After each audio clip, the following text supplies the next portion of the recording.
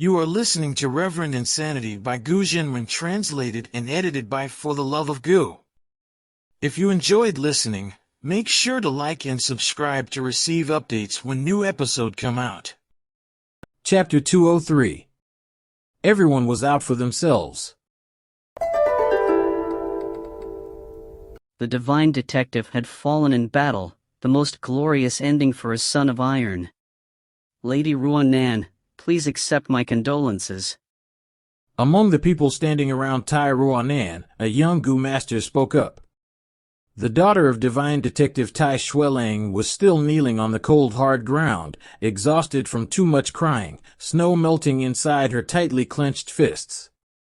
The young Gu masters knew better and changed the topic. Our search had not been for nothing, my lady. We have found tracks left behind by what looks like survivors. In his last letter, the divine detective mentioned Blood Sea inheritance. It is my worry that these survivors might be connected to the Blood Path Gu Master. Upon hearing this, Tai Ruanan stopped crying and stood right up. A bit of red color returned to her pale, drained face. The killer of my father shall not be allowed to stand under the same heavens as I do. It does not matter whether the Blood Path Gu Master is dead or alive, as it is my duty to ensure the former. These survivors are the only ones who knew what happened. We must track them down. We must know how my father died. And by whose hands. Tai Ruanan's voice was strained, her throat swollen from all the crying, but when she spoke, there was a pure sense of iron-strong determination. My lady, of course, there's going to be a thorough investigation. We are Tai clan, and we shall know what happened to our fallen member. But, my lady, it is you who cannot go. Before sending us on our way, Master Chieftain had ordered specifically to bring you home safely as soon as possible. What? Don't you dare try to get rid of me. Tai Ruanan screamed furiously, but the young Gu master barely reacted, just quietly looking about. She was about to say some more when suddenly her pupils shrunk. You! Tai Ruanan collapsed before she could finish her sentence, completely unconscious. Gui Yi! The young Gu master called out a name. Here. Lead your team to escort Lady Ruanan's return. Yes, naturally. Gui Yi hesitated. But then, what about you, young master? Me? Of course I'd be tracking down the runners along the Huanglong River. Damn it. Clenching hard on her teeth, Bai Ning could feel the pressure from the crocodiles. If it were before, back when she still had her Gu bugs, such a herd of only a few hundred heads would not even have made her break a sweat. Sadly, her situation was no longer the same. Beside the Heaven Canopy Gu and the coarse blade golden centipede Fang Yuan just lent her, she had no Gu bug and was without her Northern Abyss Ice Soul physique for the first time in her life. Squinting her piercing blue eyes to scan across the battlefield, Bai Ning grouched. What a great place you chose. We're surrounded by mountains. How are we going to escape now? What are you fussing about? This float is only in the hundreds, not thousands. We might not stand a chance against 1,000 beasts herd, but against 100 beast herd, we have a chance of killing our way out. Fang Yuan hurried and packed up all his belongings, clothes, pot, racks and all, then retreated to a safe spot behind Bai Ning. What are you looking at? Go, kill them. Why else would I lend you Gu bugs? Don't forget, the Yang Gu is in my hand. Bastard! Bai Ning scowled, not even quite sure if she meant it for the six-legged crocs or Fang Yuan. Holding the golden centipede tightly, she struck at the charging beast's head-on. In her hands, the rank 3 Gu bug could finally display its true power.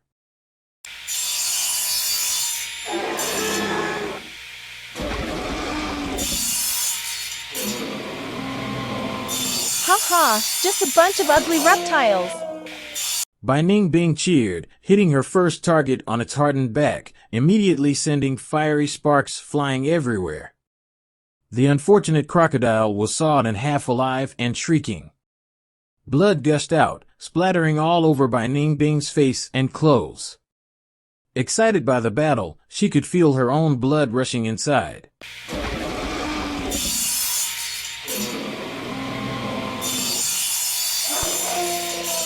Like a gust of wind, Bai Ning Bing struck forward, coarse blade golden centipede swinging in hand, slashing and slicing, and six-legged crocs started dropping like flies. Before long, there were over 20 dead bodies piling up under her feet. Her combat situation had improved significantly, giving her even more room to maneuver, but Fang Yuan remained unimpressed. Stop hitting them on their backs. Aim for their bellies. Ha ha ha! Such an aggressive goo bug, much more exciting than my ice blade goo. I like it! Laughing maniacally, Bai Ning Bing ignored Fang Yuan. In sharp contrast with her ice-sculpted beauty appearance, her moves were ferocious and daring, much like her former male self. However, as time went on, her strikes became less and less effective. What's going on? Just a while ago, I could cut a croc in half with just a single slash, but now it takes 3 slashes just to badly injure one. Thinking so, Bai Ning Bing raised the coarse blade golden centipede for closer inspection. The coarse blades were all dented in different directions, causing them to misalign and severely impacting their cutting ability. Immediately she thought of Fang Yuan's advice and understood what was the problem. While she was still deep in thought, a six-legged croc leapt at her, its bloody mouth wide open, looming its menacing shadow upon the white-haired beauty. You are looking for death! In one swift move, Bai Ning Bing crouched down, narrowly dodging the incoming beast, swinging the coarse blade golden centipede right at the six-legged croc's underside.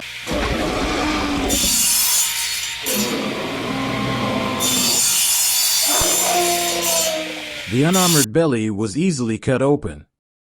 The unlucky animal was still in midair when blood gushed out, followed by internal organs. A loud thud, and the beast was on the ground, its blood soaking into the sandy shore, spasming once or twice before stopping completely. The six-legged croc was deader than dead. So easy? Bai Ning Bing was shocked by the result. Unlike their thick and tough backsides, the six-legged croc's white bellies were unarmored.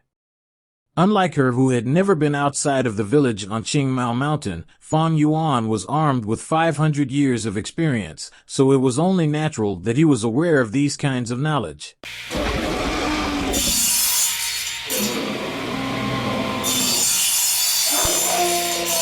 Looking right at Bai Ning Bing with bloodshot eyes, the remaining beasts bellowed furiously. Seeing dozens of their own slain did not deter the six-legged crocs from advancing, but rather triggered their bestial rage and vicious instincts. With the devious lightning bai being an exception, most animals only had very limited intelligence compared with men. Most often, these beasts would consider the more dangerous enemies as the bigger threats to eliminate first, thus underestimating Fang Yuan, who had only stayed in the back, not making any move. Come on. Imbued with newfound confidence, instead of retreating, Bai Ning Bing took a step forward. As she was not the stubborn kind, after that amazingly successful first strike on the belly, she immediately changed her tactics. Now, instead of swinging the golden centipede like a sword, she controlled it to crawl underneath the sand and anchored its head firmly. As the crocodiles walked past, Bai Ning Bing would pull the golden centipede straight, causing the blades to emerge from below, directly slashing at their unprotected white bellies, spewing their blood and organs all over the place. One after another fell as Bai Ning Bing roamed her way through the herd. At the rate this is going, this croc's float will be the least of my problems. My true threat is not them, but Fang Yuan.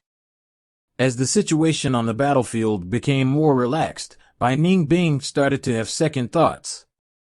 She had no choice but to listen to Fang Yuan's order. After all, the Yang Gu was in his hand, so he could destroy it instantly with a single thought. Once the genius of the Bai clan, the proud Bai Ning Bing was not one to easily submit to other people's orders. If I were to kill Fang Yuan, would I get the yang goo? The thought popped into Bai Ningbing's head, and immediately her blue eyes were beaming with ruthlessness, though just as quickly she rejected the idea. Bai Ningbing understood Fang Yuan as well as she understood herself. People like him were all ruthless, scrupulous, and undoubtedly tough as steel. If he were to actually die, Fang Yuan would be 100% guaranteed to detonate the yang goo. The worst thing is, I don't have a single goo to my name. Both the Heaven Canopy goo and the Coarse Blade Golden Centipede are his. No matter what. I must seek goo bugs of my own. From behind, Fang Yuan kept a close watch on the ongoing battlefield. He saw Bai Ningbing slowing down the pace with a devious look in her eyes, not aware that her little plan was completely transparent. Not only was Fang Yuan not concerned, but he also identified with her. If their roles were switched, he would certainly be thinking the same thing. They were both proud people, right to the point of being prideful, so how could either possibly submit willingly? Circumstances can overcome even the most talented individual, so what if he's a genius? Ha ha. Laughing coldly, Fang Yuan was confident. With all bargaining chips in hand, he got Bai Ningbing exactly where he wanted her. Like a butterfly trapped in a spider's web, it was only natural for Bai Ningbing to try to resist, but as she had already fallen into his hand, Bai Ningbing would come to understand her predicament and eventually become tamed, ready to be used as his chess piece. As the battle continued, more six-legged croc bodies were piling up.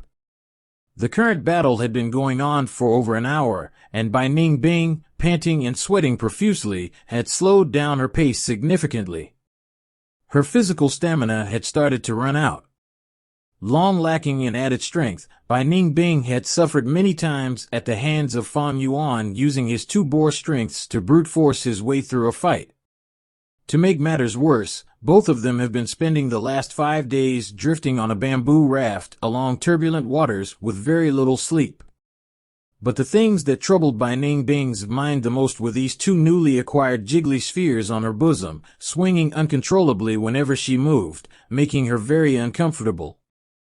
Fang Yuan, are you seriously not going to help?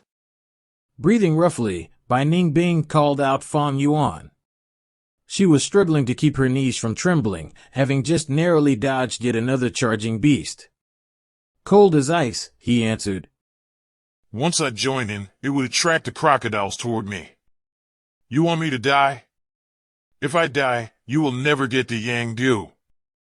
The more six-legged crocs approached, forcing Bai Ningbing to retreat.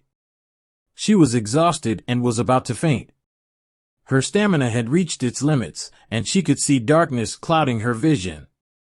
The coarse blade golden centipede in her hands felt heavier, constantly pulling her toward the ground with its drags. She gritted her teeth, screeching out loud. Fang Yuan, if I die, you think you can live? Rest assured, I am right here behind you. From behind, Fang Yuan willed the blood moon goo to leave his palm and fly toward Bai Ningbing. Take it, and use it well. As blood moon goo originated from moonlight goo, Bai Ningbing was already familiar with it. With just a few shots of the scarlet moon blades, she had successfully stopped the crocodile's advancement only to realize that this time it was her primeval essence that was starting to run out.